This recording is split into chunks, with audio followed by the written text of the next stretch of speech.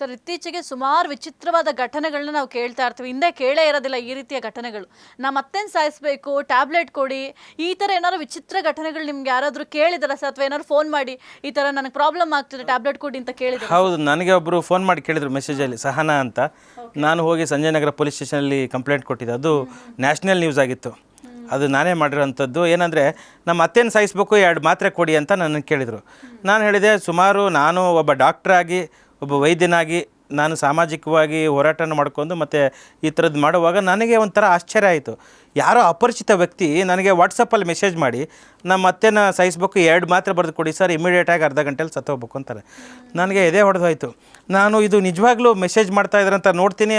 ಅವರು ಪದೇ ಪದೇ ಕೇಳ್ತಾ ಇದ್ದಾರೆ. ನಾನು ತಕ್ಷಣಕ್ಕೆ ಸ್ಕ್ರೀನ್ಶಾಟ್ ತೊಗೊಂಡು ಸಂಬಂಧಪಟ್ಟ ಪೊಲೀಸ್ ಸ್ಟೇಷನ್ಗೆ ಕಂಪ್ಲೇಂಟ್ ಕೊಟ್ಟೆ. ಏನಕ್ಕೆ ಅಂದರೆ, ನಾನು ಹೋರಾಟನ ಮಾಡ್ತಾಯಿದ್ದೆ. ನಾನು ಪ್ರತಿದಿನ 100 ಜನಕ್ಕೆ ಫ್ರೀ ಆಫ್ ಕಾಸ್ಟಲ್ಲಿ ಜನರ ಸೇವೆ ಮಾಡ್ತಾ ಇರ್ತೀನಿ. ಡಾಕ್ಟರ್ ಆನ್ ವೀಲ್ಸ್ ಅಂತ ಇದೆ. ನಾನು ಪ್ರಾಣ ಉಳಿಸುವಂಥ ವೈದ್ಯರು.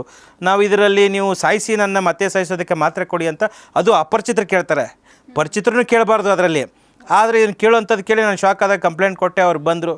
ಅವ್ರು ಹೇಳೋವಂಥದ್ದು, ಇಲ್ಲ ನಮ್ಮ ಮತ್ತೆ ಸಾಯಿಸೋದಕ್ಕಲ್ಲ ಸರ್, ಅದು ನಾನೇ ಸತ್ತು ಹೋಗ್ಬೇಕಂತ ಹೇಳಿದರು. ಅವರು ಅಂದರೆ ಮೆಂಟಲಿ ಡಿಪ್ರೆಸ್ಡ್ ಅಂತ ಹೇಳಿದರು.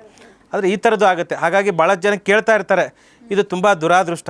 ನಾನು ಪ್ರತಿದಿನ ಜನಕ್ಕೆ ಸೇವೆ ಮಾಡೋವಂಥದ್ದು, ಸಾಧ್ಯ ಆದರೆ ಪ್ರಾಣ ಉಳಿಸುವಂಥದ್ದು ಮಾಡಬೇಕು ಹೊರತಾಗಿ ಒಬ್ಬ ವೈದ್ಯನಾಗಿ ಯಮಕಂಟಕನಾಗುವಂಥದ್ದು ತುಂಬ ನೋವಿನ ಸಂಗತಿ. ಅಂದರೆ ಜನನೂ ಕೇಳ್ತಾರೆ ನೋಡಿ, ಭಯ ಇಲ್ಲದೆ ಅಥವಾ ಹೀಗೆ ಕೇಳಿದರೆ ಏನಾಗುತ್ತೆ, ನೇರವಾಗಿ ಕೇಳ್ತಾರೆ.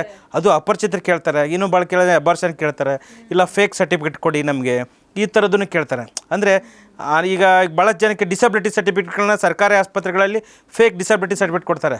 ಅದು 60% ಅಂಗವಿಕಲಾಂಗಿದ್ರೆ 80% ಕೊಡೋಂಥದ್ದು, ಅಥವಾ 40% ಕೊಡು, ದುಡ್ಡಿನ ಮೇಲೆ ಮಾಡ್ತಾರಂಥದ್ದು. ಫೇಕ್ ಸರ್ಟಿಫಿಕೇಟ್ ತೊಗೊಂಡು ಕೆಲವರು ನೌಕರಿನೂ ಪಡ್ಕೊಂಡಿದ್ದಾರೆ, ಡಿಸಬಿಲಿಟಿ ಸರ್ಟಿಫಿಕೇಟನ್ನ. ಇದೆಲ್ಲದಕ್ಕೂ ಕಾರಣ ಇಲ್ಲಿ ಮೆಡಿಕಲ್ ಇರೋವಂಥ ಈ ಡಾಕ್ಟರ್ಸು. ಯಾಕಂದ್ರೆ ದುಡ್ಡು ಲಂಚ ಕೊಟ್ಟು ಬಂದಿರುವಾಗ ಹೇಗೋ ಮಾಡಿ ದುಡ್ಡು ಮಾಡ್ಬೇಕು ಅನ್ನೋದಕ್ಕೆ ಇದು ದುಸ್ಥಿತಿ ಇರೋಂಥ